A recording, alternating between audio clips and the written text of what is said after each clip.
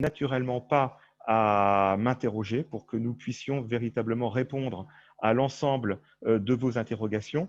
Mais vous le verrez, c'est une intervention qui va, j'allais dire, être très orientée sur la question du fonctionnement du conseil communautaire, notamment sur la première réunion du conseil communautaire, sur les instances qui, j'allais dire, secondent le conseil communautaire. Je vous parlerai naturellement du bureau de l'intercommunalité.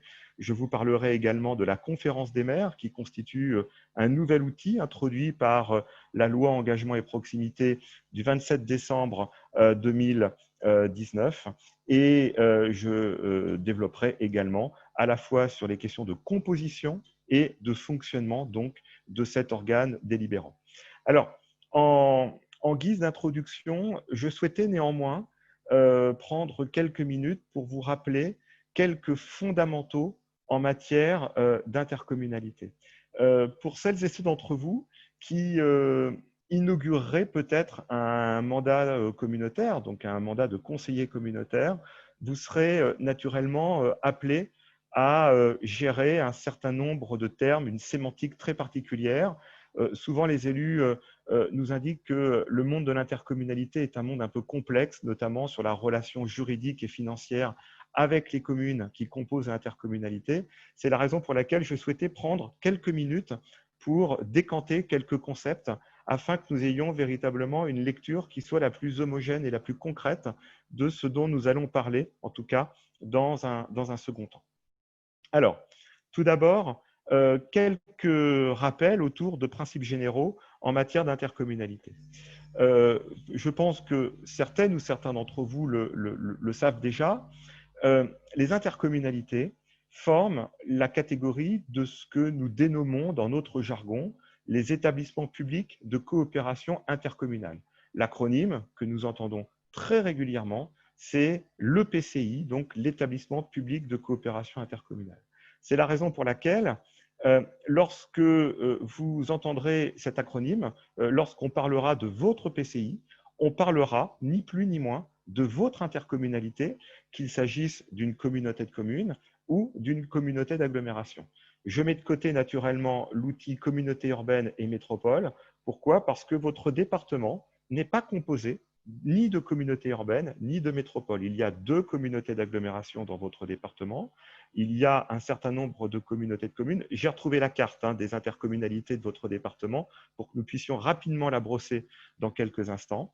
Mais j'accentuerai véritablement sur le conseil communautaire d'une communauté de communes et d'une communauté d'agglomération. Donc, la première idée, c'est de se dire que vos intercommunalités sont des EPCI. Et ce qui est important de souligner, c'est que vos intercommunalités ne sont pas des collectivités territoriales. La commune est une collectivité territoriale. Le département, la région sont des échelons de collectivités territoriales. Les intercommunalités sont des administrations d'attribution, c'est-à-dire qu'elles gèrent des missions qui leur sont soit confiées par la loi, ce qu'on appelle des compétences obligatoires, ou des missions qui leur sont directement transférées par les communes membres. C'est ce que nous appelons classiquement des compétences dites facultatives. Voilà. Donc, les EPCI ne sont pas des collectivités locales, ce sont des établissements publics qui portent bien leur nom. Votre intercommunalité de rattachement est un EPCI. Deuxième point sur lequel je souhaite insister, c'est qu'il y a 2 grandes familles d'EPCI. La première d'entre elles, c'est ce que nous appelons classiquement les syndicats de communes. Les syndicats de communes, il y en a à peu près aujourd'hui 9000 sur le territoire national. On dit que les syndicats de communes sont des EPCI sans fiscalité propre. Pourquoi? Parce que les syndicats de communes ne votent pas l'impôt. Ils ne lèvent pas l'impôt. Les syndicats de communes sont financés soit par une contribution budgétaire des communes membres, exemple notamment sur le volet scolaire. Peut-être votre commune adhère-t-elle à ce qu'on appelle un SIVOS, un syndicat intercommunal à vocation scolaire, ou, le cas échéant, ces syndicats de communes sont financés directement par l'usager, par le biais de paiement d'une redevance, je pense au syndicat d'eau ou au syndicat d'assainissement. Donc ça, c'est la première famille d'intercommunalité. Tout de suite, je tiens à vous l'indiquer, l'organe délibérant d'un syndicat de communes, ce n'est pas un conseil communautaire, c'est ce qu'on appelle le comité syndical. Le comité syndical, c'est une organisation assez souple, plus souple que le conseil communautaire, dont le mode de fonctionnement est quasiment analogue à celui d'un conseil municipal que vous connaissez déjà. À côté de cette première famille d'intercommunalités sans fiscalité propre, il y a une seconde famille, c'est l'intercommunalité à fiscalité propre. Donc, ce sont les communautés de communes, ce sont les communautés d'agglomération. Et ces intercommunalités ont une spécificité, c'est qu'elles lèvent l'impôt. Elles votent un taux sur la taxe d'habitation, sur le foncier bâti, sur le non bâti, sur la CFE, c'est-à-dire cet impôt qui a progressivement remplacé la taxe professionnelle à partir de 2011. Et ces intercommunalités, communautés de communes, communautés d'agglomération, ont un organe délibérant. Et cet organe délibérant, c'est le fameux conseil communautaire. Voilà. Donc, le conseil communautaire, c'est l'organe délibérant de ces intercommunalités. Donc, vous le voyez, on distingue bien deux familles d'intercommunalités. D'une part, les syndicats de communes et d'autre part, les communautés de communes, communautés d'agglomération. Et je vous l'ai dit, je mets vraiment de côté les communautés urbaines et les métropoles qui ne nous concernent pas, en tout cas pour votre département. Voilà. Alors, très rapidement, simplement également vous rappeler quelles sont les différences fondamentales entre une communauté de communes et une communauté d'agglomération. Alors, il y a plusieurs différences, mais la distinction la plus importante, je crois qu'elle a trait avant tout à la question du seuil démographique. Lorsque nous sommes dans une communauté de communes, il y a effectivement une obligation de disposer au moins de 15 000 habitants, sauf dérogations qui notamment ont trait à la problématique des zones de montagne ou qui ont trait aussi à la question de la densité démographique. Effectivement, nous avons des intercommunalités, peut-être est-ce le cas naturellement dans votre département, nous avons des communautés de communes dont le poids démographique est inférieur à 15 000 habitants parce que ce seuil, eh bien, n'est pas possible en termes de structuration démographique et donc nous allons pouvoir jouer sur un certain nombre de dérogations fixées par les textes. La différence avec la communauté d'agglomération, c'est que la communauté d'agglomération, vous le voyez, mesdames et messieurs, il vous faut un double critère démographique. Il y a tout d'abord la nécessité de disposer au moins de 50 000 habitants pour tout le territoire. Et le deuxième élément, c'est que la commune, la ville la plus importante, ce qu'on appelle classiquement la ville-centre, elle soit, j'allais dire, d'une composition de plus de 15 000 habitants. Voilà. Vous avez deux communautés d'agglomération sur votre département, une du côté de Pau et l'une qui structure l'ensemble du Pays basque. Je vous en reparlerai dans un instant, les 158 communes qui composent le Pays basque. Eh bien, ces deux communautés d'agglomération ont naturellement un poids démographique qui correspond à ce que nous précisent les textes. Pour votre information, mais je n'y reviens pas, vous le constatez, nous avons également les poids démographiques constitutifs de la communauté urbaine et de la métropole. Voilà la différence fondamentale entre une communauté de communes et une communauté d'agglomération. Alors, ce n'est pas l'objet de cette intervention, mais sachez également que l'autre différence, elle a trait, j'allais dire, à la question des compétences. Une communauté d'agglomération gère un nombre de compétences plus important qu'une communauté de communes, notamment dans les compétences obligatoires. Et on peut dire classiquement qu'en termes de compétences, la distinction fondamentale, c'est qu'une communauté d'agglomération est pleinement compétente, notamment sur les questions économiques, en matière d'aménagement, en matière de mobilité, mais surtout depuis ces dernières années en matière environnementale sur l'eau et l'assainissement. Alors que pour les communautés de communes, eh bien, vous le savez probablement, pour celles et ceux d'entre vous qui avaient déjà l'expérience d'un précédent mandat communautaire, les communautés de communes avaient cette faculté en fin de mandat de pouvoir reporter à 2026 l'exercice des compétences en matière d'eau et d'assainissement, qui sont naturellement des compétences extrêmement lourdes en termes d'investissement, en termes également d'organisation et de mode de gestion. Et ces compétences, effectivement, pour le moment, peuvent ne pas être exercées par les communautés de communes. Voilà. Alors, la carte de votre département, alors c'est vrai que lorsqu'on inaugure un mandat municipal et a fortiori un mandat communautaire, peut-être n'avions-nous pas nécessairement, et c'est tout à fait légitime, le réflexe antérieurement de s'intéresser à l'organisation territoriale de votre département. Alors, vous le constatez, deux communautés d'agglomération sur votre département, donc la communauté d'agglomération du Pays Basque, la communauté d'agglomération Pau-Béarn-Pyrénées, et surtout sur la frange, on va dire, béarnaise, en tout cas de votre département, eh bien, un nombre de communautés de communes plus important. J'en compte 1, 2, 3, 4, 5, 6, 7, 8, 9 communautés de communes. Sachez simplement pour votre information que l'une des particularités de ces dernières années a été l'engagement d'un processus de fusion massif des intercommunalités qui composaient le Pays Basque. Alors, à titre personnel, sachez que j'ai travaillé moi-même sur la structuration de cette communauté d'agglomération. Ça a été un dossier très compliqué d'un point de vue technique parce qu'il y avait notamment des enjeux en termes de maillage de compétences, il y avait des enjeux en matière de proximité et on a travaillé notamment sur la création d'un nouvel office de tourisme. Je me souviens notamment de réunions au fin fond de la Soule, au fin fond de la Basse-Navarre, au fin fond du Labourd. Enfin, voilà, ce sont des régions qui me parlent naturellement. Et pour votre information, la communauté d'agglomération Pays Basque, c'est aujourd'hui la communauté d'agglomération en France qui comprend le plus d'habitants, puisque nous sommes à 158 communes avec la fusion de 10 structures intercommunales entre 2016 et 2017. Voilà. Donc, une carte intercommunale, mesdames et messieurs, qui a été profondément, en tout cas qui a été renouvelée entre 2017. Ce sont les effets classiques que nous avons pu constater dans tous les départements de France.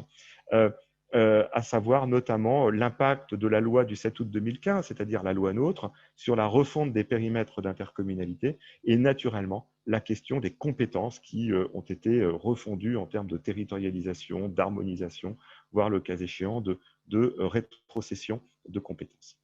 Dernier élément sur ces quelques principes généraux, je souhaitais simplement vous présenter là où nous en sommes aujourd'hui en termes d'organisation territoriale. Vous le constatez, il y a à peu près 1000 communautés de communes aujourd'hui sur le territoire national.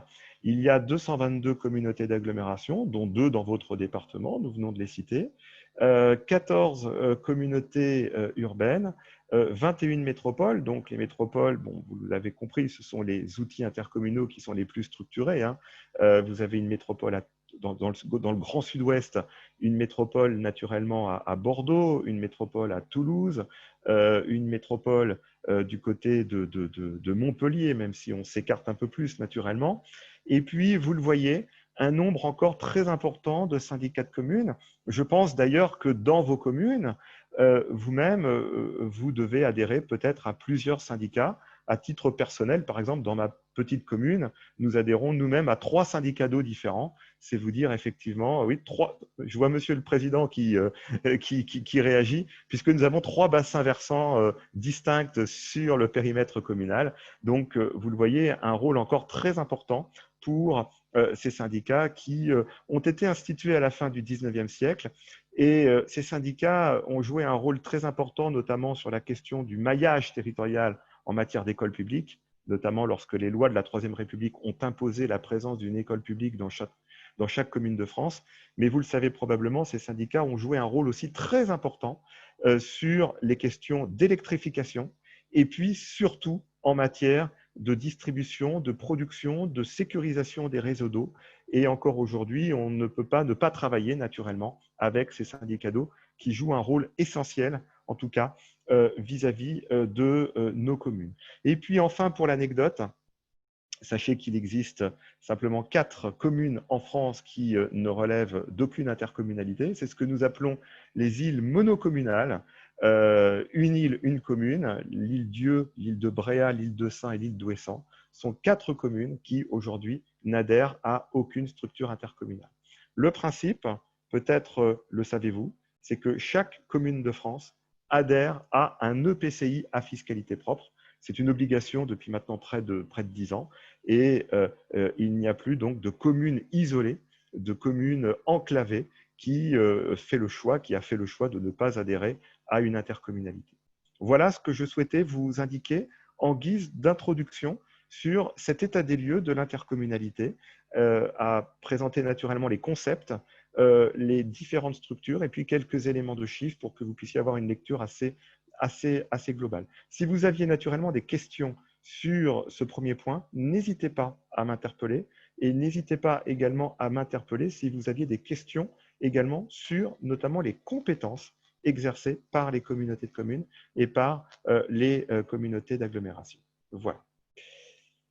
Alors, s'il n'y a pas de questions, je vous propose donc de poursuivre et de rentrer directement donc désormais dans le vif du sujet.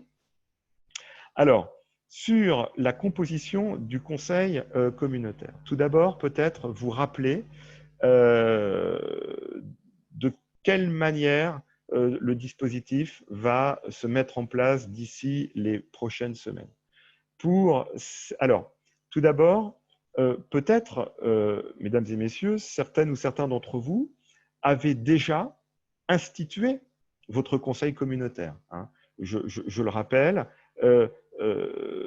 la possibilité de mettre en place le conseil communautaire a été rendue possible pour les intercommunalités au sein desquelles toutes les communes ont été élues au complet lors du premier tour des élections municipales. C'est-à-dire le 15 mars, nous avons constaté que près de 30 000 communes sur les 35 000 qui composent le territoire ont été élues directement dès le premier tour. Pour certains territoires, pour certaines intercommunalités, toutes les communes ont été, j'allais dire, enfin, tous les conseils municipaux ont été élus, et ce qui a permis donc de réunir le conseil communautaire, d'élire le président, d'élire les vice-présidents et les autres membres du bureau. Je reviendrai sur ces procédures dans un second temps, naturellement, mais effectivement, cette possibilité, elle a été finalement rendue possible, vous le voyez, sur 150 intercommunalités sur les 1255 qui composent le paysage. Donc, allez, entre 10 et 15% des intercommunalités. Et ces intercommunalités se sont mis en place. Le conseil communautaire a été institué au plus tard le 8 juin dernier. Pour les autres structures, donc probablement ce qui nous concerne nous, si dans vos territoires, il y avait encore un second tour à organiser dimanche dernier, donc désormais c'est terminé naturellement. Toutes les communes ont un conseil municipal, donc ces conseils municipaux vont être installés pour élire le maire et les adjoints d'ici cette fin de semaine. Je crois que le délai, c'est entre le 3 et le 5 juin, donc tout va se formaliser vraiment jeudi, vendredi, samedi, cette fin de semaine. Et la loi du 23 mars 2020 qui a prorogé l'état d'urgence sanitaire jusqu'au 10 juillet, eh bien, avait d'ores et déjà prévu cette possibilité donc de décaler l'organisation du conseil communautaire. Et la loi donc a fixé la date d'installation des conseils communautaires au plus tard le 3e vendredi suivant l'élection. Le 3e vendredi qui suit l'élection, c'est le 17 juillet. Alors, sachez qu'en principe, les textes nous disent que l'organisation ou la réunion du conseil communautaire, elle a lieu au plus tard le 4e vendredi qui suit le second tour des élections municipales. Donc, si vous le voyez, nous n'avions pas été confrontés à la situation sanitaire qui était la nôtre, les organes délibérants auraient été institués vers la mi-mai, c'est-à-dire le 4e, pardon, je vous dis une bêtise là, vers la mi-avril, c'est-à-dire le 4e vendredi suivant le 22 mars, qui devait être donc la date du second tour des élections municipales. Le délai de convocation, sachez-le, pour le premier conseil communautaire a été réduit pour tous les territoires à 3 jours francs au lieu de 5 jours. J'y reviendrai dans un instant. Le délai de convocation, il est lié à votre poids démographique. Il y a, comme pour les communes, il y a effectivement des communes pour lesquelles le délai de convocation est à 3 jours. Il y a des communes pour lesquelles le délai de convocation est à 5 jours. C'est en fonction du seuil démographique. Si vous êtes En dessous de 3500 habitants, nous sommes à 3 jours. En dessous de 3500, eh bien, nous sommes sur 5 jours. Eh bien, c'est la même chose pour les intercommunalités. Classiquement, lorsque votre intercommunalité est composée au moins d'une commune de 3500 habitants, eh bien, le délai pour réunir le conseil s'établit à 5 jours, donc 5 jours francs pour l'envoi de l'ordre de jour. Sachez également, mesdames et messieurs, que, eu égard le contexte sanitaire, un certain nombre d'assouplissements législatifs ont été fixés par le législateur. Donc, encore aujourd'hui, le quorum est rappelé à 1/3 des seuls membres présents. En principe, le quorum, c'est la moitié. Là, nous sommes sur 1/3 des membres présents. Et chaque conseiller communautaire pourra disposer de 2 pouvoirs au lieu d'un pouvoir pour ce premier conseil communautaire. Autre élément important, la loi a également précisé que pour la question relative aux délibérations à caractère indemnitaire, ces dernières pourraient être prises au plus tard au 30 septembre 2020 avec un effet rétroactif. Alors, c'est un point important parce que peut-être l'avez-vous notamment constaté dans le cadre de l'instauration de vos conseils municipaux. Alors, vous allez le voir, il y a beaucoup d'analogies entre le conseil municipal et le conseil communautaire. Vous le savez probablement, la question de l'indemnité de fonction, elle est liée directement à l'arrêté portant délégation de fonction du maire vers ses adjoints ou, le cas échéant, vers des conseillers municipaux délégués, c'est-à-dire des conseillers municipaux qui ne sont pas adjoints, mais qui peuvent disposer d'une délégation de fonction du maire. C'est exactement la même chose pour l'intercommunalité, c'est-à-dire que l'indemnité de fonction pour, j'allais dire, le président, les vice-présidents et pour certaines catégories d'intercommunalités, notamment les communautés de plus de 100 000 habitants, pour les délégués communautaires, cette délibération pourra être prise au plus tard 3 mois après l'instauration du conseil communautaire avec un effet rétroactif vis-à-vis de celles et ceux d'entre vous qui pourraient, eu égard à la nature de leur fonction, eh bien, être directement concernés par cette question. Et puis enfin, le dernier élément, c'est qu'effectivement, il y a aussi, pardon, j'étais un petit peu vite. Hop. Voilà, le dernier élément, je vous prie de m'excuser, le dernier élément, c'est qu'effectivement, nous avons aussi un report dans l'installation des comités syndicaux. Alors, les comités syndicaux des syndicats mixtes. Je ne vous ai pas parlé des syndicats mixtes, c'est une autre catégorie de groupement de collectivités. Les syndicats mixtes, c'est, j'allais dire, la possibilité pour les intercommunalités de se réunir au sein d'un autre échelon territorial. Là, nous sommes très clairement dans ce qu'on appelle parfois le millefeuille territorial. Il y a d'abord la commune, il y a dans un second temps l'intercommunalité, et avant d'arriver au département ou à la région, vous avez cette possibilité donc de créer des syndicats mixtes, ce sont des établissements publics également, et ces syndicats mixtes, vous les retrouvez très régulièrement, notamment sur les questions à caractère environnemental. On voit que beaucoup de communautés de communes adhèrent notamment à des syndicats mixtes fermés, c'est-à-dire composés uniquement de PCI, notamment sur le volet de la collecte et du traitement des déchets ménagers. Il y a beaucoup d'intercommunalités qui sont organisées. Donc, souvent, ils portent le nom de Smirgeum, Sivalorm, Smium, etc., syndicats mixtes de collecte et traitement d'ordures ménagères. Voilà.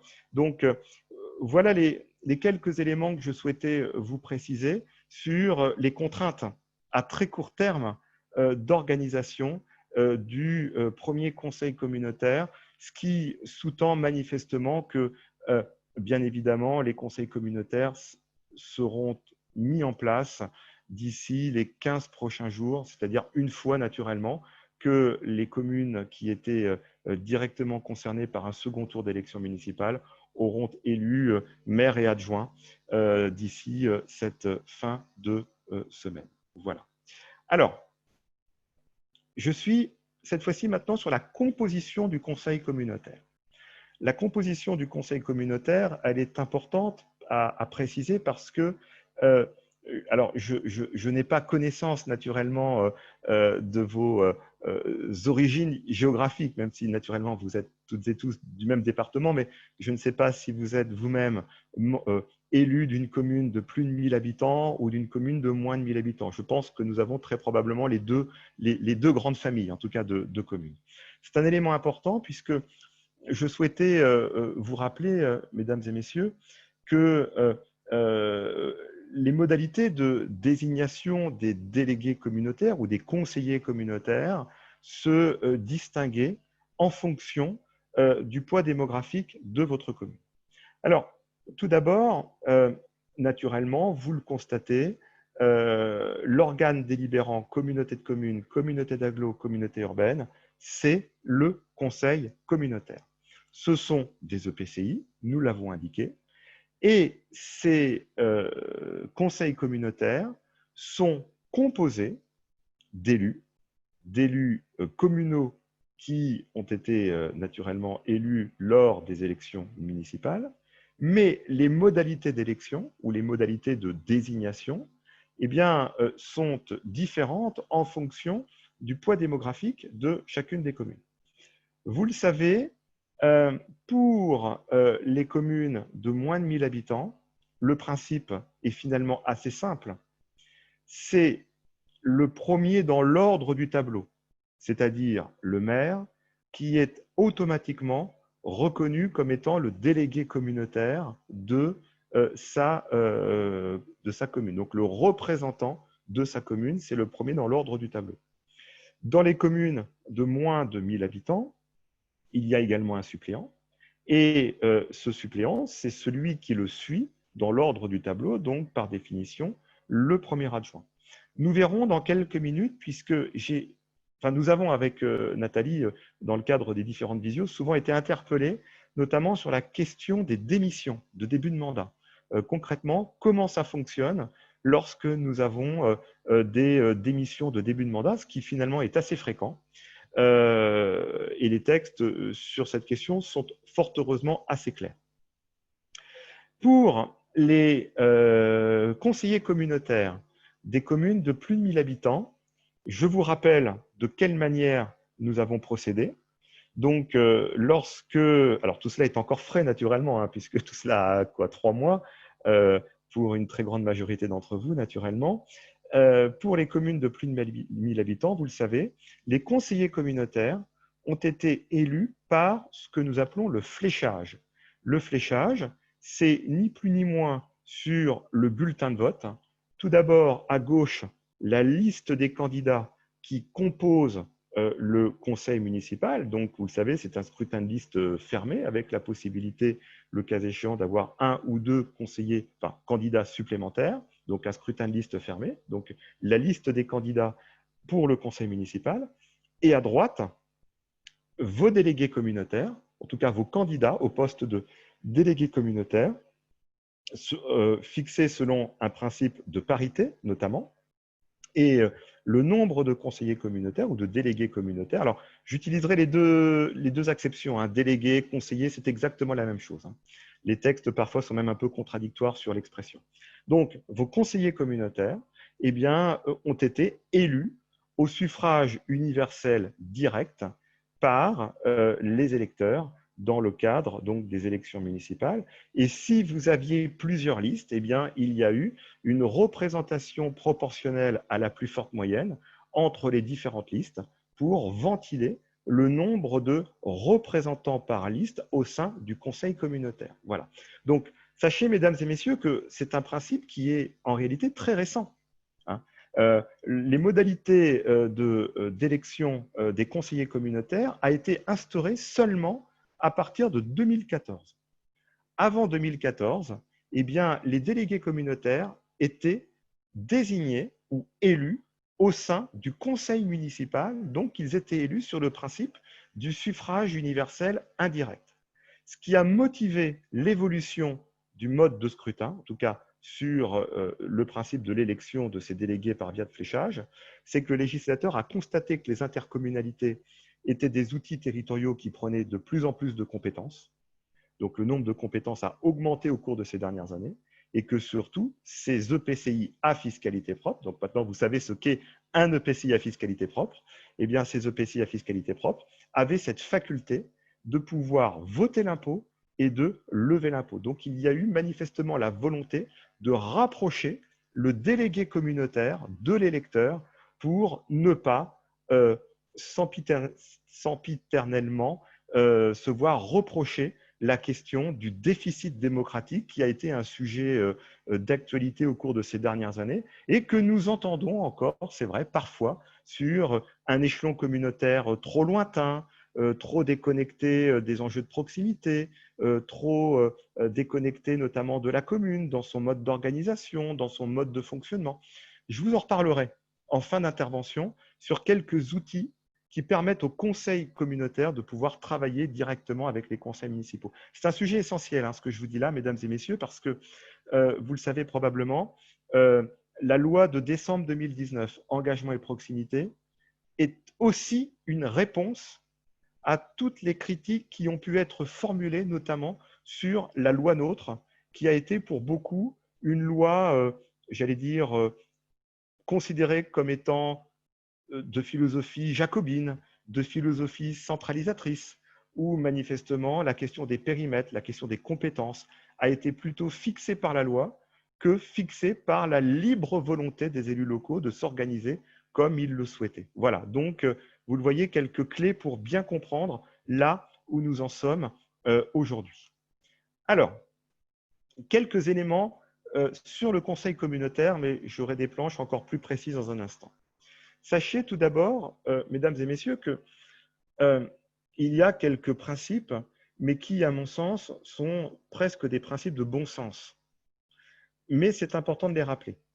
Tout d'abord, sachez que chaque commune est représentée au sein du conseil communautaire. Je crois que c'est important de le rappeler parce que lorsque nous lisons la presse spécialisée ou lorsque nous avons écho de certains débats parlementaires, parfois certains s'interrogent sur la nécessité ou non d'avoir toutes les communes de représenter au sein d'un conseil communautaire qui risquerait, le cas échéant, d'être assez pléthorique. Effectivement, lorsque nous avons 100, 120, 130, 150 communes, alors ce qui est une exception naturellement, mais vous l'avez dans votre département, eh bien, la conséquence, c'est d'avoir un conseil communautaire de 200 à 240 membres et mettre 200 à 240 personnes autour d'une table, on peut aisément comprendre que ça nécessite quand même un peu d'imagination pour que tout le monde soit véritablement accordé sur la même vision territoriale. Donc, effectivement, un délégué par commune. Ça, c'est le premier principe, mais qui est un principe de bon sens. Le second principe, il l'est tout autant. Le second principe, c'est de dire qu'aucune commune ne peut disposer de plus de 50% des sièges. Donc, vous ne pouvez pas disposer d'une commune qui, à elle seule, a cette faculté de faire basculer le conseil communautaire dans un sens ou dans l'autre. Alors, quand on dit 50%, j'aurais tendance à vous dire qu'il y a aussi parfois une approche un peu symbolique. Combien avez-vous de villes-centres qui disposent de 47 à 48, voire 49% de délégués communautaires au sein du conseil communautaire, notamment au sein de territoires où l'hétérogénéité démographique est telle que la ville-centre peut, à elle seule, j'allais dire, disposer d'un poids démographique de plus de 50% par rapport à la population totale. Je vais vous donner un exemple très concret. J'ai travaillé il y a quelques années alors avec une communauté d'agglomération loin de chez vous, dans le Berry, à Bourges. Alors Bourges, ça fait tout de suite un peu penser à la cathédrale, au printemps de Bourges, etc. Eh bien, par exemple, à Bourges, la population de la ville de Bourges, elle est de 75% par rapport à la population totale du territoire. 75%. Donc, c'est vous dire effectivement l'hétérogénéité très forte qui peut aussi guider nos organisations territoriales. Mais vous avez donc un garde-fou. Moi, je l'appelle un garde-fou parce que je crois que c'est aussi important de respecter ces deux principes. Aucune commune ne peut disposer de plus de 50% des sièges. Autre élément sur la composition du conseil communautaire, mesdames et messieurs, c'est que la répartition des délégués, elle doit tenir compte de la population de chaque commune. Alors, je vais vous présenter dans un instant le tableau, ce qu'on appelle la fixation au tableau, c'est-à-dire concrètement ce qu'on appelle la méthode de droit commun de répartition des délégués communautaires. Mais sachez qu'au cours du précédent mandat, peut-être celles et ceux d'entre vous qui étaient là l'avaient notamment voté en conseil communautaire et en conseil municipal. Donc, pour celles et ceux d'entre vous qui étaient présents, eh bien, vous avez déterminé la composition du conseil communautaire qui s'installerait à compter de ce nouveau mandat. Vous aviez donc deux méthodes.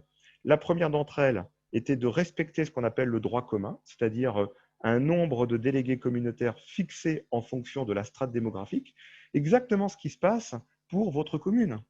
Dans votre commune, en fonction du poids démographique, eh bien, le nombre de conseillers municipaux est déterminé et celui-ci est naturellement différent d'une commune à l'autre en fonction du nombre d'habitants. C'est exactement la même chose pour l'intercommunalité. Et puis, vous aviez une deuxième méthode que nous appelons l'accord local. L'accord local, c'est la possibilité de sortir du droit commun, par définition, si c'est une méthode dérogatoire, avec cette possibilité de disposer d'un nombre d'élus de plus 25%. Mais attention, avec quand même une contrainte très rigoureuse, c'est que la représentation de chaque commune au sein du conseil communautaire ne doit pas être supérieure ou inférieure à 20% par rapport à la répartition démographique sur le territoire. C'est-à-dire que vous avez un rapport de proportionnalité entre votre poids démographique et votre représentation au sein du conseil communautaire. Et vous vous doutez bien que dans les territoires où nous avions des distorsions de population très importantes en termes de poids démographique des différentes communes, eh bien, l'accord local, on n'a pas pu le mettre en place.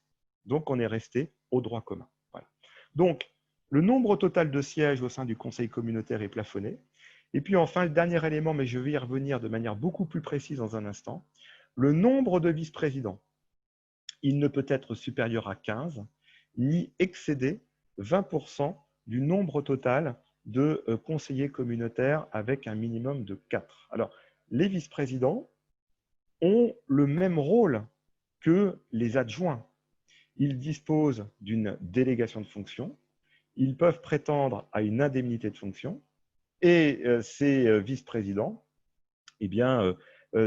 gèrent leur commission, et ces vice-présidents sont donc affectés à une délégation qui, en réalité, est celle des compétences exercées par l'intercommunalité. Donc, il y a une délégation à l'économie, il y a une délégation à l'environnement, il y a une délégation aux questions, j'allais dire, d'aménagement de l'espace. Pour celles et ceux d'entre vous qui avaient peut-être une compétence en matière de plan local d'urbanisme intercommunal, souvent nous avons une délégation au PLUI. Lorsque nous exerçons des compétences facultatives en matière de voirie, par exemple, la voirie, vous le savez, n'est pas une compétence obligatoire des communautés de communes et des agglos. Nous avons souvent un vice-président aux travaux et à la voirie. Bref, vous le voyez, nous sommes sur un schéma de gouvernance qui est analogue à celui de la commune. Alors, je vous préciserai de manière beaucoup plus fine dans un instant de quelle manière ça va s'organiser sur votre premier conseil communautaire et notamment sur les modalités d'élection du président, des vice-présidents et des autres membres du bureau. N'hésitez pas à m'interrompre si vous aviez des questions ou des observations. J'ai un peu facilement tendance à parler, mais je suis naturellement à votre écoute à tout instant pour échanger sur ces différents sujets. Alors, voilà ce qu'on appelle la répartition au tableau. Vous le voyez, donc tout cela peut vous rappeler sensiblement la structuration d'un conseil municipal en fonction du poids démographique de chacune des communes. Donc, vous le voyez, nous avons un nombre de sièges au sein du conseil communautaire fixé par la loi en fonction de chacune des strates. Alors, ce qui peut nous sembler étonnant, c'est que, vous le voyez, le texte avait prévu l'hypothèse moins de 3500 habitants, alors qu'aujourd'hui, il n'y a plus d'intercommunalité, à ma connaissance, avec un poids démographique inférieur à 3500 habitants, puisqu'aujourd'hui, nous sommes au minima à 5000 habitants. Je vous l'avais dit, notamment avec la question des dérogations, puisqu'une Comcom, en principe, c'est 15 000 habitants, mais nous avons cette possibilité de descendre au minimum à 5 000 habitants. Alors, tout d'abord, vous le voyez, il s'agit là d'une représentation proportionnelle à la plus forte moyenne. Ce qui veut donc dire que toutes les communes n'ont pas nécessairement la possibilité de prétendre à un siège, puisque nous sommes sur une représentation proportionnelle à la plus forte moyenne. Mais comme nous avons dit il y a un instant que chacune des communes doit être représentée, il y aura donc attribution d'un siège forfaitaire à chacune des communes membres. Ça, c'est le premier principe. D'accord? Donc, tout cela veut dire que le nombre de sièges que je vous présente, en réalité, il n'est que très théorique parce que très souvent, le nombre de sièges est beaucoup plus important. Et si le nombre de sièges est plus important et que ce nombre de sièges forfaitaires est supérieur à 30% du nombre total de sièges attribués à la strate correspondante, eh bien, vous allez avoir un nombre de sièges supplémentaires de 10% qui va être attribué et qui va être ventilé à la représentation proportionnelle. Ce qui veut donc dire que le nombre de sièges, je vous l'ai indiqué, il peut augmenter de manière significative. Donc, vous le voyez, nous avons là le principe théorique, mais à partir de ce principe théorique, encore faut-il être certain que toutes les communes disposent d'un siège au sein du conseil communautaire. Et dans un second temps, eh bien, si nous constatons que ce nombre de sièges est supérieur à 30%, alors ça peut aller très vite, hein, dans les territoires les plus ruraux, lorsque nous avons une myriade de communes de moins de 1000 habitants, tout cela peut aller très vite et donc nous allons octroyer un forfait de 10% de sièges supplémentaires qui vont être répartis eh bien, à la représentation proportionnelle pour que chaque collectivité soit représentée. Mais vous le savez donc avec ce plancher de verre, comme on dit, hein, qu'aucune commune, naturellement, ne peut disposer de plus de la moitié des sièges. Voilà, c'est ce qu'on appelle la répartition au tableau, la répartition dite de droit commun. Voilà, voilà ce que je souhaitais vous dire sur la composition du conseil communautaire, à savoir sur les modalités de désignation, sur la manière dont on réfléchit à la composition en tant que telle. Pourquoi est-ce que telle ou telle commune a 2 délégués? Pourquoi telle ou telle commune a 3 délégués? Pourquoi telle ou telle commune a 4 délégués? Pourquoi moi, dans ma commune, je n'ai qu'un délégué? Voilà. Donc, vous le voyez, tout cela ne relève finalement pas d'un choix purement discrétionnaire des élus locaux, ce qui était le cas avant 2014, mais aujourd'hui, nous appliquons donc un principe de proportionnalité en confrontant donc la représentation communale au sein du conseil communautaire par rapport au poids démographique de chacune des communes. Alors, le fonctionnement du conseil communautaire, je vais prendre un instant pour vous présenter à minima l'ordre du jour du premier conseil communautaire. Alors, je tiens naturellement à être prudent dans mes propos, puisque je fais mention, j'allais dire, enfin, j'aime pas utiliser les anglicismes, mais du package minimum, quoi, voilà. Mais rien n'interdit, le cas échéant, à ce que l'ordre du jour du prochain conseil communautaire soit plus étoffé, en fonction naturellement des contraintes de calendrier, puisque vous vous doutez bien que si nous réunissons le premier conseil communautaire, allez, entre le 8 et le 17 juillet, on peut considérer qu'il n'y aura pas de nouveau conseil communautaire probablement avant la fin du mois d'août. Hein, parce qu'effectivement, on rentre aussi dans une période un peu compliquée pour mobiliser l'ensemble des troupes.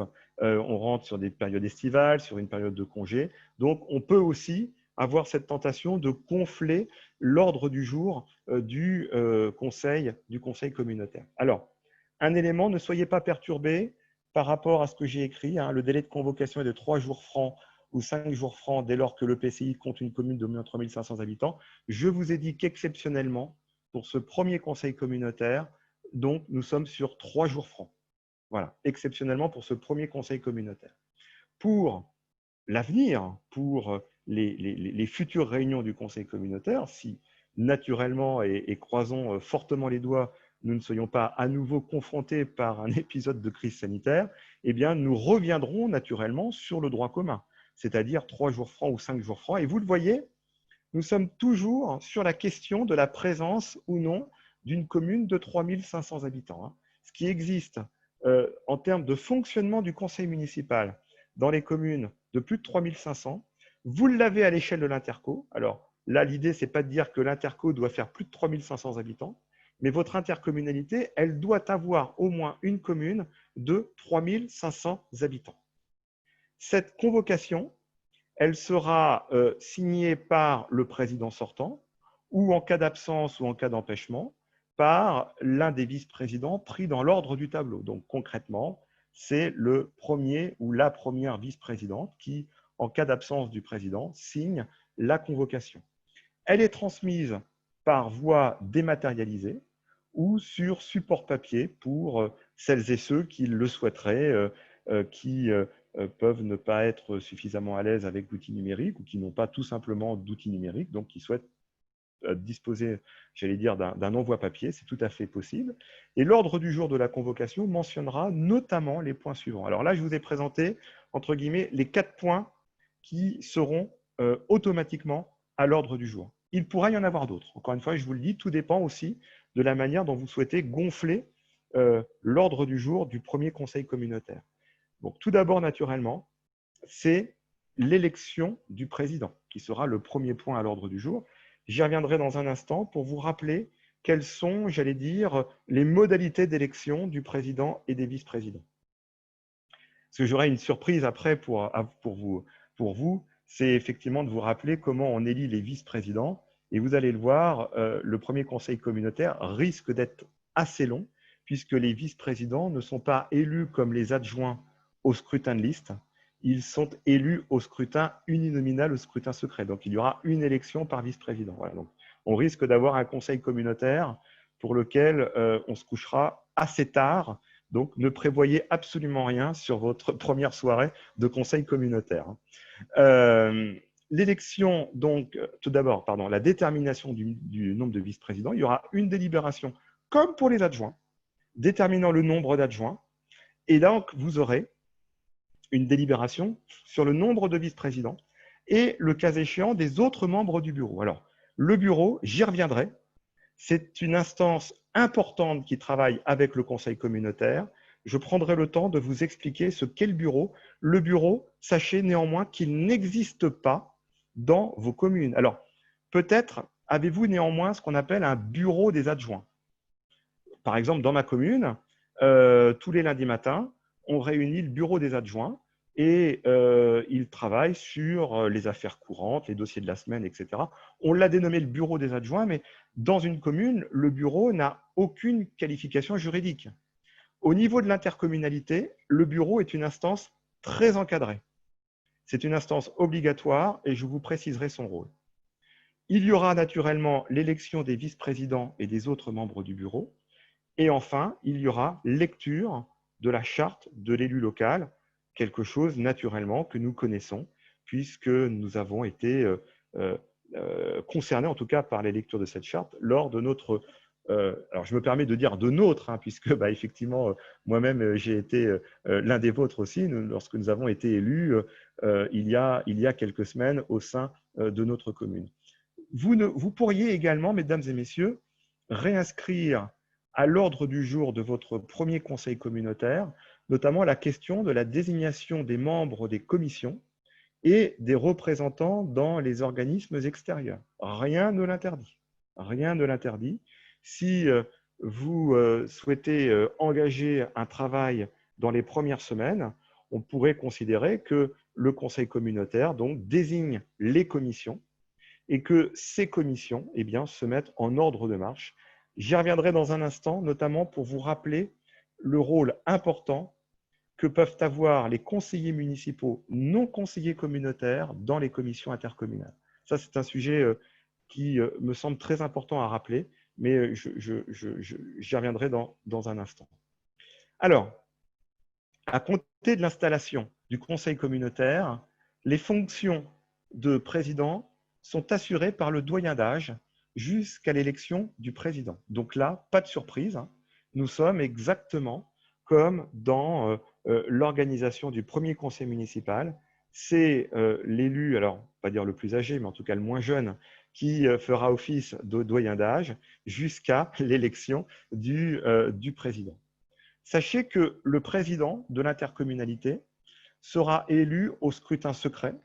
Il s'agira d'un scrutin uninominal à 3 tours, exactement comme pour le maire.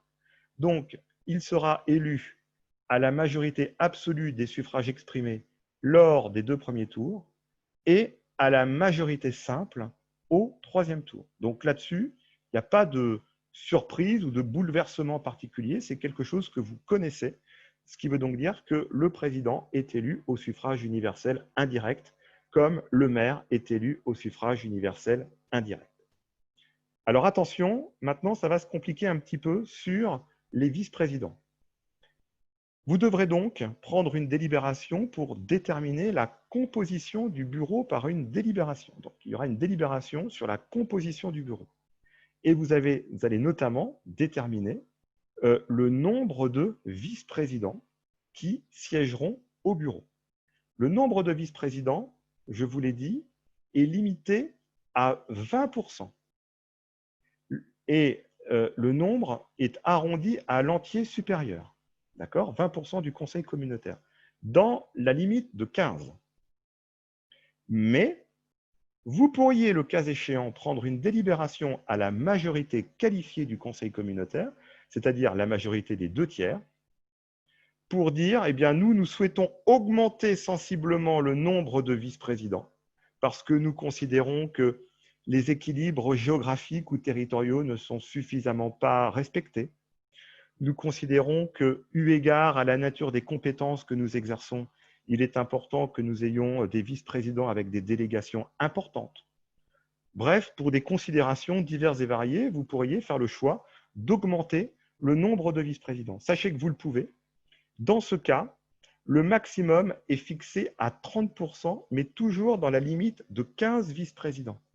Donc concrètement, ça vous permet en réalité d'augmenter peut-être de 2 à 3 vice-présidents maximum la faculté, mais vous serez toujours cantonné à 30%. Et attention, lorsque vous passez à 30%, plafonné à 15 vice-présidents, l'arrondi s'effectue à l'entier inférieur.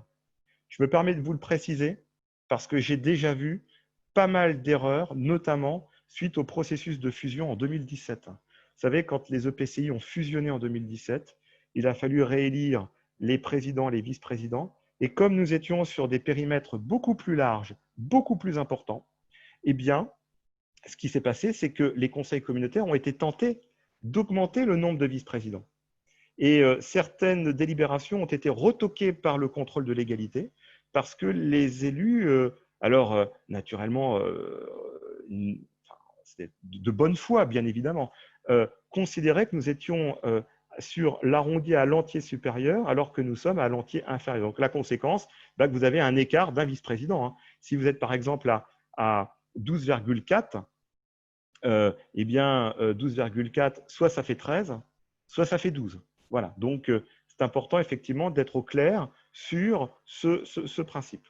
Et puis, enfin, les membres du bureau, donc encore une fois, hein, je vous parlerai du bureau dans un instant, les membres du bureau sont élus un à un lors d'un scrutin de liste uninominal à 3 tours identiques prévus pour l'élection du président. Ce qui veut donc dire que là, effectivement, ça va être assez lourd. Si vous avez une quinzaine de membres, il y aura donc 15 élections. Ce n'est pas un scrutin de liste, 15 élections, comme pour le président. C'est ce qui, effectivement, monopolise naturellement le plus de temps sur une soirée. Voilà, d'autant plus s'il y a des débats, s'il y a effectivement la volonté de travailler sur des systèmes d'alliance également. Donc, en tout cas, juridiquement, vous le voyez, faites attention, les vice-présidents sont bien élus au scrutin uninominal, scrutin secret naturellement, et nous ne sommes absolument pas dans la philosophie des communes de plus de 1000 habitants où nous sommes sur des listes d'adjoints et ce qui finalement va assez vite puisqu'il n'y a qu'un seul vote. Voilà, en tout cas, sur l'élection du président, sur la composition du bureau, sur l'élection des vice-présidents. Alors, autre point, votre conseil communautaire va devoir mettre en place un certain nombre de commissions obligatoires. Certaines vous parlent je pense que certaines, pour celles et ceux d'entre vous qui découvrez un petit peu le sujet, vont vous sembler peut-être un peu plus ésotériques, eu égard notamment leur dénomination. Alors, tout d'abord, pas de scoop, le Conseil communautaire va instituer la commission d'appel d'offres et la commission de délégation de services publics. Alors, la commission DSP, c'est quelque chose auquel on pense assez rarement, hein. On est sur la même philosophie que la commission d'appel d'offres, mais souvent on pense à créer la commission DSP, la commission de délégation de services publics, une fois qu'on est confronté à la gestion d'une délégation de services publics. Voilà. Donc, l'émission, c'est naturellement le choix du titulaire d'un marché public ou d'une délégation de services publics, et son organisation, c'est le président et 5 membres du conseil communautaire élus à la représentation proportionnelle. Donc là-dessus, c'est quelque chose que vous avez connu dans le cadre de vos conseils municipaux. Donc instauration de la commission d'appel d'offres et de la commission délégation de services publics. Alors, la deuxième, je pense, alors peut-être que certaines ou certains d'entre vous pourront me confirmer cette analyse. Je pense très sincèrement que c'est la commission la plus importante de votre intercommunalité. Je vois Monsieur le Président qui oscille de la tête. C'est la CLET, la commission locale d'évaluation des charges transférées ou des transferts de charges. Cette commission, je vous le dis en toute connaissance de cause, est une commission fondamentale.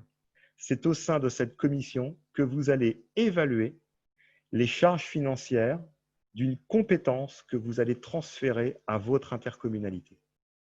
Alors, cette visio n'a pas pour objet de traiter des questions financières. Mais je me permets d'insister néanmoins sur un point, c'est que la CLECT, elle est composée au moins d'un élu par commune. Et cet élu peut ne pas être un délégué communautaire. Je vous donne un exemple très concret. Si vous avez dans la commune un adjoint aux finances, plutôt à l'aise sur les chiffres, en principe c'est mieux, et qui n'est pas délégué communautaire, n'hésitez pas à ce que votre adjoint soit le représentant de la commune au sein de la CLET. Alors ça peut être aussi le délégué communautaire naturellement, mais j'insiste vraiment sur l'importance de cette commission. C'est une commission qui est obligatoire. Alors, je vais peut-être poser une question à Monsieur le Président qui peut me faire oui ou non. Est-ce que toutes les communautés de communes du département sont en fiscalité professionnelle unique? Oui, ok, très bien. Donc, on aura une CLECT dans chaque communauté de communes. Lorsque vous êtes en fiscalité additionnelle, c'est-à-dire lorsque on finance nos compétences par le recours à l'impôt, eh bien, la CLECT n'est pas une instance obligatoire. Elle est obligatoire lorsque vous êtes en fiscalité professionnelle unique. Donc, je me permets vraiment d'insister sur l'importance de cette commission qui aura un rôle essentiel, c'est d'évaluer pour chaque commune concernée les charges relatives au transfert de compétences. Voilà, donc prenez un temps, hein, vraiment, n'hésitez, c'est vraiment presque un conseil d'amis que je vous donne. Prenez un temps pour même étudier, pour celles, même presque pour tout le monde, hein, les rapports de CLET du précédent mandat pour voir comment ça fonctionne et pour voir effectivement quels sont les enjeux financiers derrière pour les communes, parce que vous avez un système de financement de vos compétences via ce qu'on appelle l'attribution de compensation.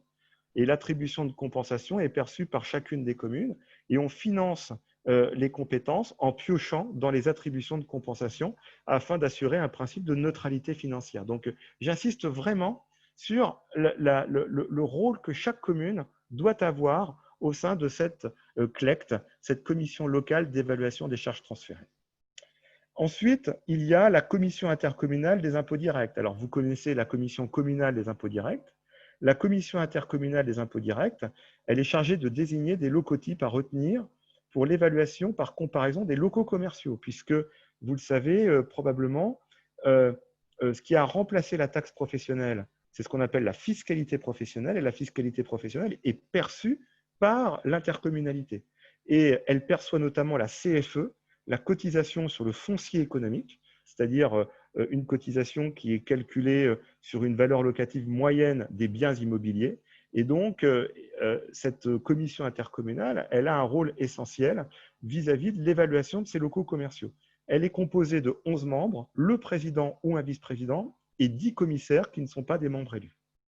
Ensuite, autre commission qui, je pense, ne va pas concerner les communautés de communes, mais qui va concerner les communautés d'agglo, c'est ce qu'on appelle la CCSPL, la Commission consultative des services publics locaux, obligatoire dans les intercos de plus de 50 000 habitants.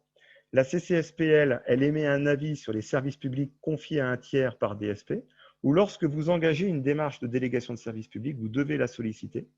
Et elle est composée du président, d'élus communautaires, mais également de représentants d'associations locales. Donc, il y a un principe de parité où vous retrouvez notamment des associations qui interviennent en matière environnementale, des associations qui interviennent en matière notamment de consommation, l'UFC Que Choisir, France Nature Environnement, vraiment des associations qui peuvent avoir un avis sur l'opportunité ou l'objet d'une délégation de service public pour lequel on fait le choix donc, de confier à un prestataire privé une mission de service public donc, pour répondre à une obligation de service public pour le bien de nos usagers. Et puis enfin, le dernier élément, alors la commission intercommunale pour l'accessibilité, en principe, elle est obligatoire. Si je dis bien en principe, c'est que dans beaucoup de territoires, elle n'a pas été instituée et elle a pour objectif de fixer un avis sur la prise en compte des enjeux d'accessibilité dans la mise en œuvre des compétences communautaires. Elle est composée du président, d'élus communautaires, mais également de représentants d'associations du monde du handicap. Voilà.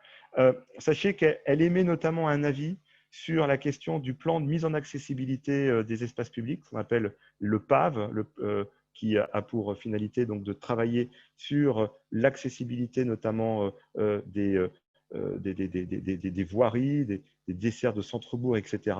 Et cette commission donc, a naturellement un rôle important. Donc voilà, 5 commissions obligatoires qui seront donc à instituer par le Conseil communautaire. Bien évidemment, je n'ai pas fait mention encore de vos commissions thématiques qui ont un rôle identique aux commissions communales. C'est la raison pour laquelle, mesdames et messieurs, moi, je me permets vraiment de vous sensibiliser sur, je pense, un impératif d'anticipation. C'est qu'il va y avoir beaucoup de commissions. Souvent, vous êtes, entre guillemets, sous-représentés au sein du Conseil communautaire. Et j'insiste notamment sur l'intérêt de pouvoir associer vos collègues conseillers municipaux qui ne sont pas délégués communautaires afin que chacune de vos communes soit bien représentée au sein de l'intercommunalité. Pour beaucoup, on considère que l'interco est un échelon lointain, parfois un échelon qui ne sert pas à grand-chose. On l'entend souvent. Mais vous le verrez, alors c'est un petit peu dommage hein, parce qu'on ne parle pas des compétences aujourd'hui, mais peut-être cela sous-tendrait une autre intervention uniquement sur la question des compétences. Vous le verrez, votre intercommunalité gère énormément de compétences de très grande proximité sur la question des services à la population, le cas échéant, sur le volet petite enfance, enfance-jeunesse, sur la question notamment de la voirie, sur la question de l'économie, sur la question de l'eau et de l'assainissement demain avec ce transfert de compétences obligatoires qui arrive à grands pas au plus tard en 2026. Bref, sur la question des déchets également. Ce sont des compétences qui ont un impact évident pour l'usager au quotidien. Alors, on le sait par cœur, l'usager, quand le service public est mal géré, c'est naturellement vers la mairie qu'on va se retourner. Ce n'est pas nécessairement vers l'intercommunalité. Hein. Quand la poubelle est mal ramassée, on ne se pose pas la question de savoir qui est compétent pour le faire. On va automatiquement solliciter son maire ou son adjoint ou son conseiller municipal qui parfois est son voisin. Voilà. Bon, bah ça aussi, vous savez, après un mois de mandat, c'est déjà du vécu. Hein. Voilà.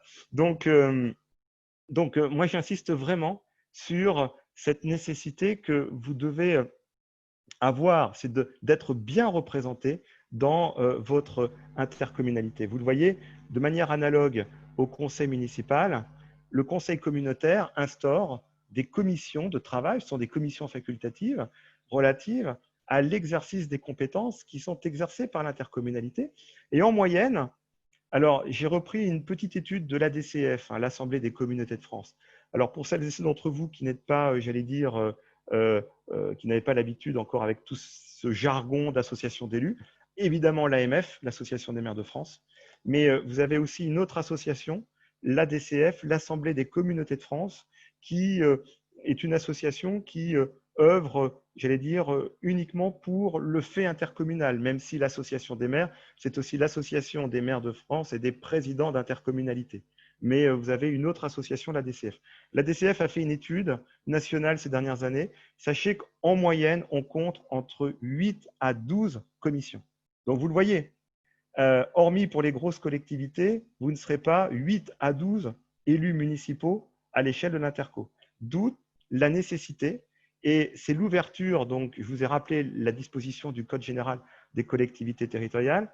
C'est un article qui, moi, me semble important. Ça justifie la possibilité d'ouvrir aux EPCI la possibilité, en tout cas, de définir les modalités de participation des conseillers municipaux aux commissions de travail intercommunales. Mais aujourd'hui, de ce que je peux constater, de ce que nous pouvons entendre et voir et analyser, on peut considérer que, allez, toutes les intercommunalités ont logiquement ouvert aux conseillers municipaux qui ne sont pas conseillers communautaires leur commission, en tout cas une très grande majorité d'entre elles, je pense. Tout cela, encore une fois, pour un principe de bon sens. Vous le verrez aussi, mesdames et messieurs. Souvent, vous vous interrogerez notamment sur la question de la diffusion de l'information émanant de l'intercommunalité, du conseil communautaire vers vos conseils municipaux. Et je crois aussi c'est important que votre présence soit aussi un outil qui soit le plus pertinent pour disposer de l'information communautaire et que vous ne soyez pas, entre guillemets, déconnecté de ce qui peut se passer à un autre échelon sur des questions qui, naturellement, peuvent directement ou indirectement concerner votre commune. Je prends un exemple très concret. Lorsque une communauté de communes qui a une compétence en matière d'accueil de loisirs fait évoluer sa grille tarifaire ou fait évoluer ses horaires d'ouverture, lorsque l'accueil de loisirs est implanté dans une école communale, je pense que c'est important que les élus municipaux aient connaissance naturellement de l'évolution de la grille tarifaire ou de l'évolution des horaires d'ouverture d'un accueil de loisirs dans un bâtiment qui relève encore d'une compétence communale lorsque celui-ci est implanté dans une école. Donc vous le voyez, on est vraiment, quand on parle de l'échelon communautaire, du conseil communautaire et de l'intercommunalité en général, on est vraiment sur ce que j'appelle moi le bloc local. Il y a un ancien président d'intercommunalité, Marc Sancy, qui était l'ancien maire de Rodez, lui, il parlait du couple commune-communauté. Vraiment, il y a une imbrication très forte entre l'échelon communal et l'échelon communautaire. C'est important, je pense, de le prendre en compte dès le départ et de bien comprendre naturellement comment ça fonctionne pour avoir toutes les clés nécessaires pour analyser toutes ces conséquences. Voilà. Je me permets de vous donner quelques conseils, mais c'est aussi du vécu. Alors, les autres délibérations à prendre… Damien, Oui, pardon, je te coupe. Il reste une petite quinzaine de minutes. oui. Et j'ai encore, je pense, 7 à 8 planches. Voilà. Voilà. Alors, je vais aller assez vite là-dessus parce que je voudrais prendre un petit peu de temps sur le bureau, la conférence des maires, et puis terminer sur le pacte de gouvernance qui sera défini au conseil communautaire en début de mandat. Alors, les autres délibérations essentielles à prendre par le conseil communautaire, alors je mets de côté naturellement celles que j'ai citées, l'élection du président, la composition du bureau, l'élection des vice-présidents.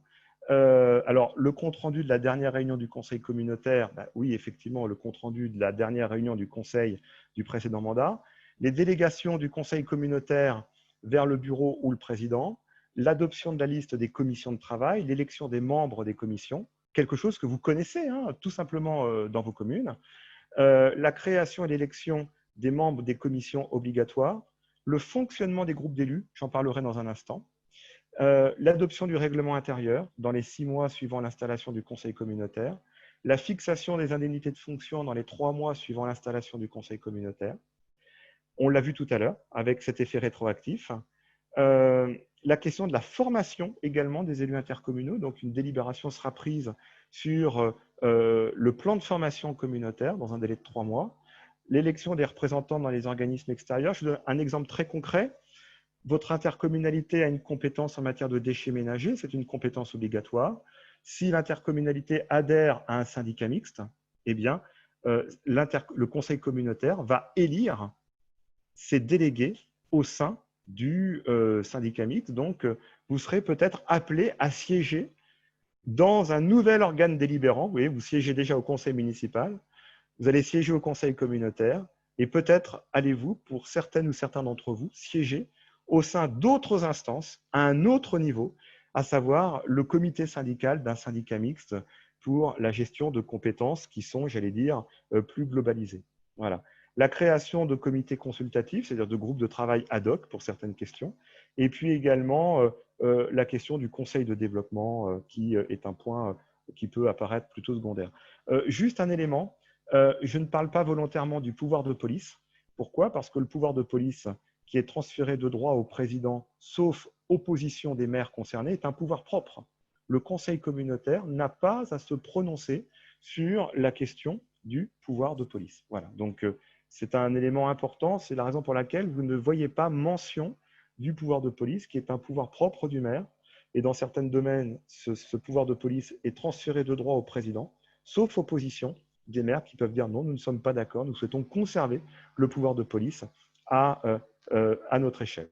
Alors, le droit à la formation, à l'information, pardon, et à la formation des conseillers communautaires, sachez que vous disposerez d'un certain nombre de droits individuels qui concernent également les conseillers d'opposition.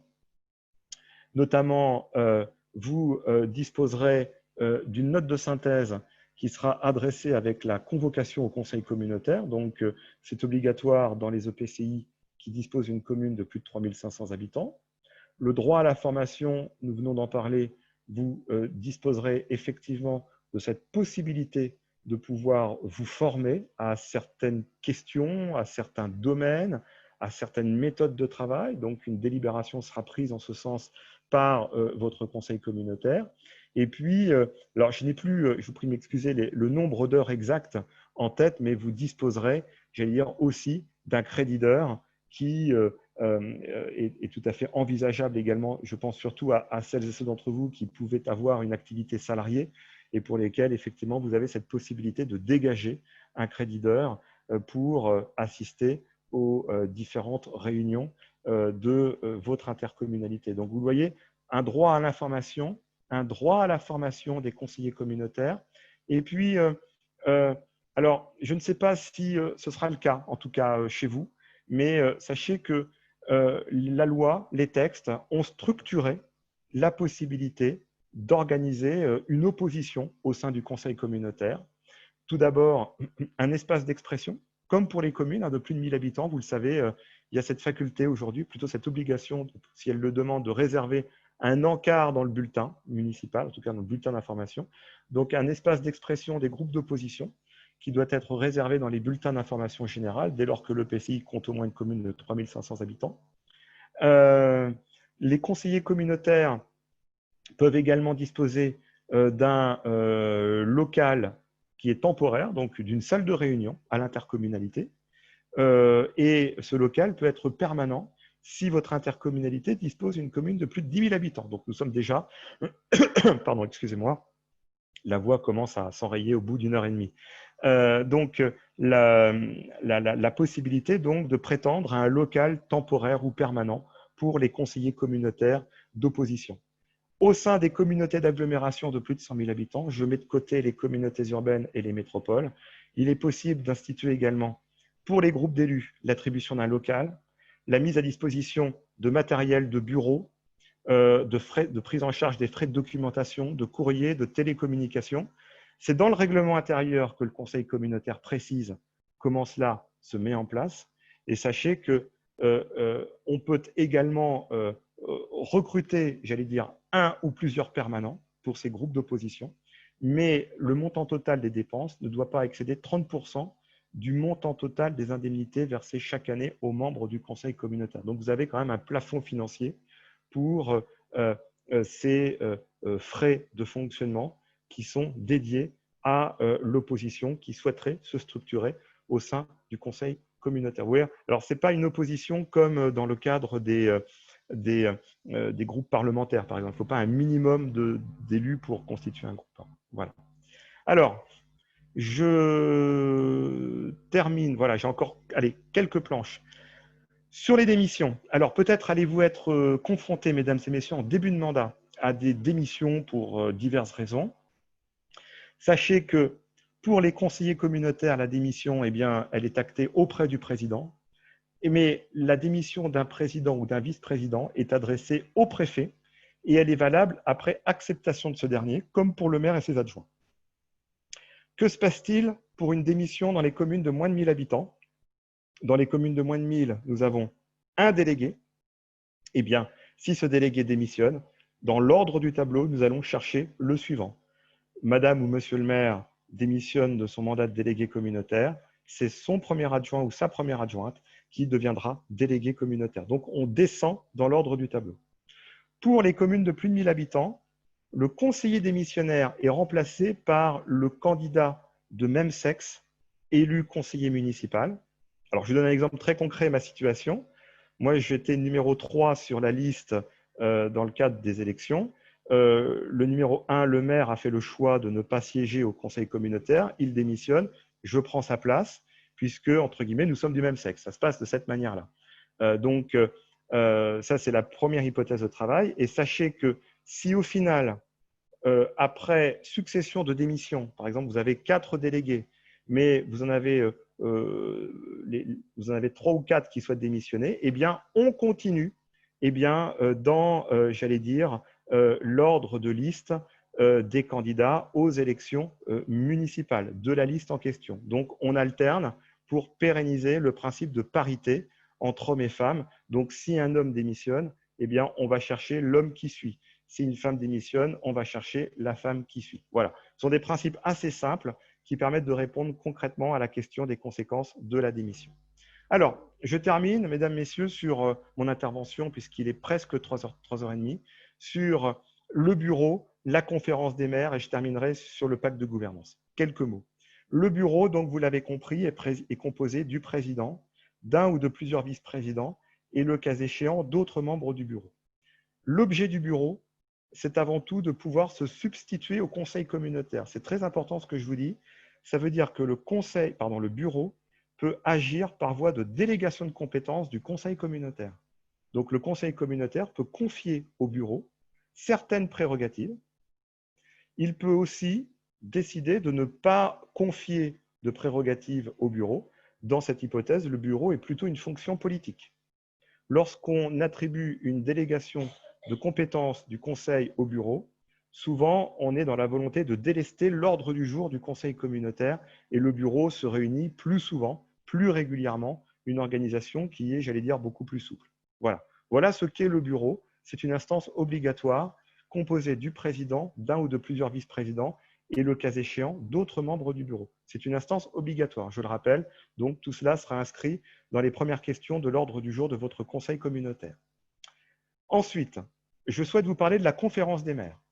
La conférence des maires est un nouvel outil qui a été introduit par la loi Engagement et proximité de décembre 2019. Alors, la conférence des maires, elle sera obligatoire uniquement si tous les maires ne sont pas membres du bureau. Vous voyez, c'est important que je puisse vous présenter les trois instances, le conseil communautaire, le bureau, la conférence des maires. Alors, si par exemple, vous êtes dans une intercommunalité de 40, 50, 60 communes, je pense qu'effectivement, tous les maires ne seront pas membres du bureau. Dans cette hypothèse, la conférence des maires sera obligatoire. Si tous les maires sont membres du bureau, ce n'est pas la peine de la constituer. La conférence des maires, vous lui donnerez, j'allais dire, l'importance que vous souhaitez. Il n'y a pas de texte qui vous dit clairement quel est l'ordre du jour d'une conférence des maires et quel est l'objet de cette conférence des maires. Sachez néanmoins qu'elle est présidée par le président de l'EPCI et elle peut se réunir à l'initiative d'un tiers des maires, donc dans la limite de 4 réunions, mais tout cela est très théorique naturellement. Mais encore une fois, aucun texte ne précise quelle est sa prérogative par rapport au bureau. Souvent, ce qu'on constate, c'est que la conférence des maires, quand elle existait déjà dans beaucoup d'intercos, elle avait pour finalité d'engager un débat de fond sur les questions les plus essentielles de l'intercommunalité, les questions budgétaires, les questions de transfert de compétences, les questions de périmètre, voyez, ces questions qui sont essentielles à la vie de la collectivité étaient souvent traitées en amont, en commission des maires, et pas nécessairement toujours en commission thématique. Voilà. Donc, c'est un petit peu la philosophie de cette conférence des maires que vous allez donc mettre à l'ordre du jour d'ici, naturellement, les prochaines semaines pour l'inauguration de votre mandat communautaire. Je termine sur le pacte de gouvernance. Alors, je souhaitais terminer là-dessus. C'est une question que vous mettrez également à l'ordre du jour d'un de vos premiers conseils communautaires. C'est l'opportunité de mettre en place un pacte de gouvernance entre communes et intercommunalités. C'est-à-dire que vous allez réfléchir entre vous à la manière dont vous allez travailler ensemble. Ça aussi, c'est une réponse à la loi NOTRe. La loi NOTRe, qui, vous le savez, a été considérée comme trop lointaine, qui a été la conséquence d'une perte de proximité, qui a été, j'allais dire, considérée comme un dispositif trop jacobin. Le pacte de gouvernance est une réponse qui permet de se mettre autour d'une table et de se dire concrètement comment nous allons travailler ensemble. Regardez, notamment, on va préciser dans le pacte de gouvernance les conditions dans lesquelles est associée une commune lorsqu'une décision de l'EPCI n'a d'effet qu'à son égard. Voilà, concrètement, j'implante une déchetterie sur une commune, eh bien, je vais préciser de quelle manière je vais travailler avec la commune d'implantation. Parce que, effectivement, c'est elle qui est directement concernée par ce projet d'implantation. Elle peut avoir un certain nombre de desiderata, elle peut faire objection de certaines interrogations, de certaines questions techniques. Je l'associe. Je peux également envisager, à travers la commission des maires, de réfléchir sur des conférences, le pacte de gouvernance, pardon, de réfléchir sur des conférences territoriales des maires. La conférence territoriale des maires, pour des territoires très élargis, c'est pour la première fois la faculté de traiter des questions, pas uniquement en conseil communautaire, mais de traiter des questions sur des secteurs géographiques précis au sein de votre intercommunalité. Donc, il s'agit, vous le voyez, de quelque chose d'assez novateur. Dernier exemple, et j'en aurai terminé, puisque je vois l'heure qui tourne, les conditions dans lesquelles l'intercommunalité peut confier aux communes membres, par convention, la gestion de services ou d'équipements qui relèvent de ses compétences. Exemple, le conseil communautaire prend une délibération sur la gestion d'un accueil de loisirs, eh bien, rien n'interdit à ce que la commune d'implantation assure une mission de maintenance et d'entretien de cet équipement pour le compte de l'intercommunalité. Donc, c'est un sujet qui, je pense, sera essentiel à l'ordre du jour, peut-être du deuxième ou du troisième conseil communautaire. Sachez que vous disposerez d'un délai de 9 mois si vous faites le choix de vous engager dans cette démarche pour réaliser ce pacte de gouvernance en conseil communautaire, et il devra également faire l'objet d'un avis par les communes membres pour déterminer si celles-ci sont favorables au contenu de ce pacte de gouvernance, en tout cas à la manière dont on va travailler. Voilà, je vais permettre de conclure cette intervention. Je crois que j'ai quasiment terminé. Voilà, donc d'autres hypothèses sur le pacte de gouvernance, notamment sur la question des charges d'entretien, sur les questions de mutualisation de services, également entre communes et intercommunalités. Mais en guise de conclusion, vraiment, je souhaiterais insister sur le fait que le conseil communautaire est une instance qui est avant tout composée de représentants communaux, et je pense qu'il est important que vous puissiez véritablement vous approprier cet outil dans le cadre de ce mandat. Et j'insiste aussi sur l'importance des commissions de travail. C'est aussi au sein des commissions qu'on apprend véritablement à mieux connaître le rouage de votre intercommunalité et des compétences essentielles qui sont exercées à son échelle. Voilà, mesdames et messieurs, monsieur le président, j'espère avoir été clair et précis dans mon intervention et je vous remercie très sincèrement pour votre attention. Merci, merci. Je vois qu'il y a une question. Je vais la poser simplement. Je ne sais pas si tout le monde l'a vu. Dans le fil de discussion, dans le chat, je vous ai mis deux liens. Le premier lien vous renvoie vers la page liée aux dossiers intercommunaux de l'AMF. Et vous allez voir, c'est très riche. C'est une mine d'informations. Vous y trouverez votre bonheur à coup sûr. Le deuxième lien, c'est un outil qui est accessible aussi aux adhérents de l'AMF, mais je pense que vous l'êtes tous là. Monsieur le Président, vous me confirmez? nous n'avons que des adhérents là. Hein. Donc cet outil vous permet de déterminer la composition de votre conseil communautaire, pour ceux qui n'ont pas encore fait. Ah, évidemment. Et c'est un outil exclusif de l'AMF. Voilà, vous avez donc la parole pour les questions. J'en ai une. Le pacte est-il obligatoire, Damien? Alors, c'est assez subtil, mais comme toujours, les textes le sont. Ce qui est obligatoire, alors quand on parle du pacte, c'est le pacte de gouvernance, hein, je suppose. Hein. Oui, ce qui est obligatoire, c'est l'inscription à l'ordre du jour du Conseil communautaire de l'opportunité ou non de faire le pacte. Vous voyez, ce n'est pas le pacte en tant que tel qui est obligatoire. Ce qui est obligatoire, c'est d'inscrire l'opportunité de le faire.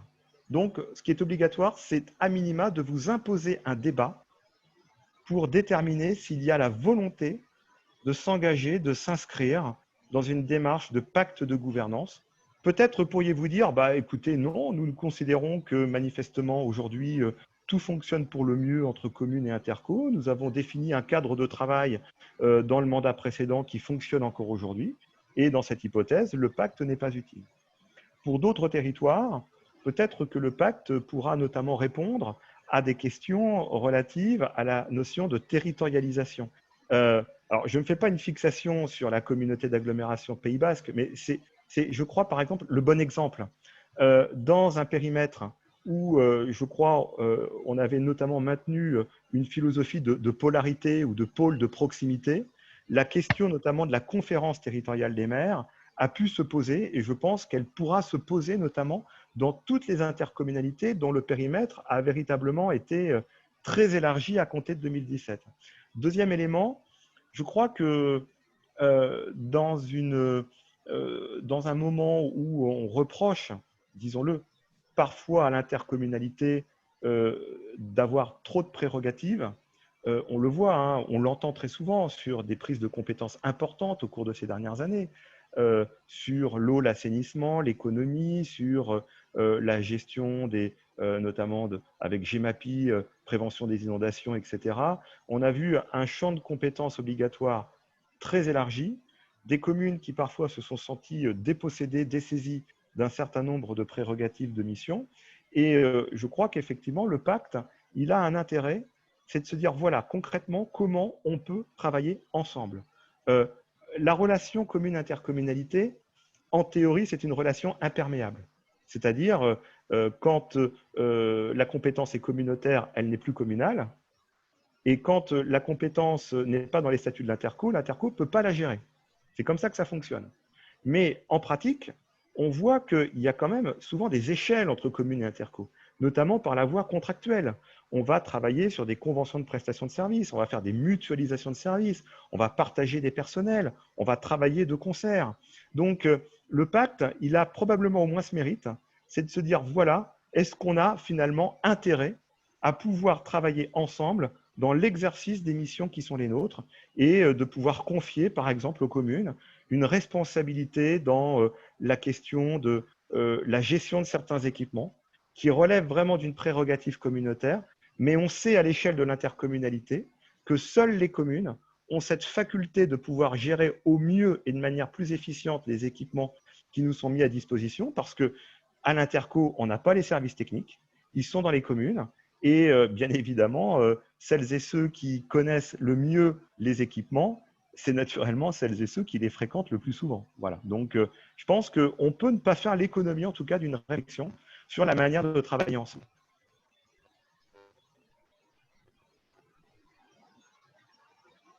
Il y a d'autres questions. Alors,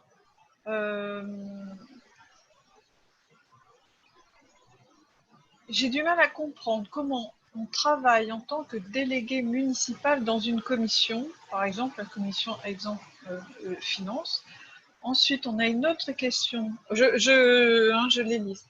Une Comcom peut-elle, comme une commune, avoir des chargés de mission sur des projets spécifiques? Voilà, déjà ces deux questions-là. Alors, Alors, effectivement, en commission finance, si l'intercommunalité ouvre cette faculté de pouvoir notamment accueillir des conseillers municipaux qui ne sont pas délégués communautaires, je pense que c'est une opportunité et il faut la saisir.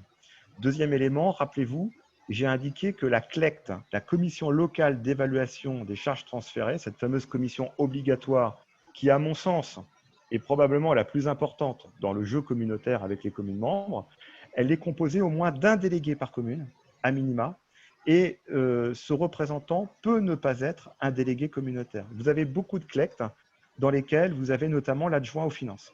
Voilà. Donc, c'est un choix de la commune en question de déterminer qui représentera qui la représenta au sein de la CLEC. Donc, il n'y a pas d'incompatibilité entre la commission intercommunale et le fait d'accueillir des conseillers municipaux. Il n'y a pas de, comment dire, il n'y a pas de précaré, il n'y a pas de monopole de la réflexion communautaire, et fort heureusement, parce que je pense que sinon, ça marcherait mal. Il n'y a pas de monopole de la réflexion communautaire pour les seuls délégués communautaires. Sur la question des chargés de mission, bah écoutez, oui, et souvent l'intercommunalité recrute un certain nombre de cadres d'emploi qui font office de chargés de mission. On le voit notamment sur des compétences dites de planification. On le voit notamment sur les missions en matière de PLUI. On le voit notamment sur les questions d'habitat, lorsqu'on travaille sur un programme local de l'habitat. On le voit également sur la question du schéma de cohérence territoriale. Donc, les intercommunalités souvent recrutent des chargés de mission. Souvent, ce sont des cadres de catégorie A, voire parfois des cadres de catégorie B. Sachez que ces dernières années, nous avons peut-être pointé du doigt notamment la question de l'évolution des charges de fonctionnement de l'intercommunalité. Ce n'est pas un sujet tabou, hein. Notamment la question des recrutements de personnel suite à des transferts de compétences, alors même que les personnels communaux sont restés en poste.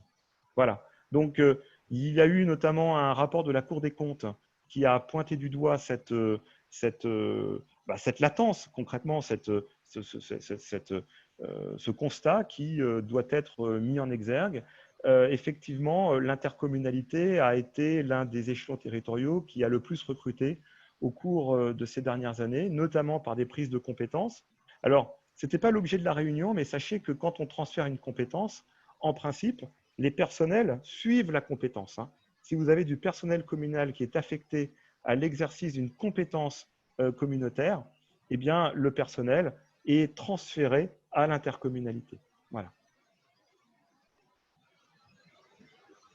Bon. Je ne vois pas d'autres questions.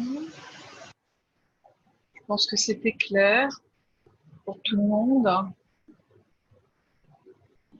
On va peut-être mettre fin à cette réunion, Monsieur le Président. Je sais que vous avez une réunion et qu'il faut que vous nous quittiez. Je vous laisse peut-être le mot de la fin. Pensez à ouvrir votre micro. C'est bon, vous m'entendez? Donc, un grand merci encore à l'intervenant, donc à Damien, et merci beaucoup à Mairie 2000.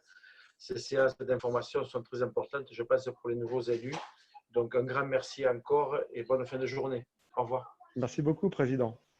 Au revoir à tous. On se donne rendez-vous la semaine prochaine. Il me semble que nous avons encore une visio sur l'urbanisme. L'urbanisme, tout à fait. Voilà. Eh bien, bonne fin d'après-midi. C'est vrai qu'on a avancé là. Bonne fin d'après-midi. À bientôt. Au revoir. Au revoir. Merci.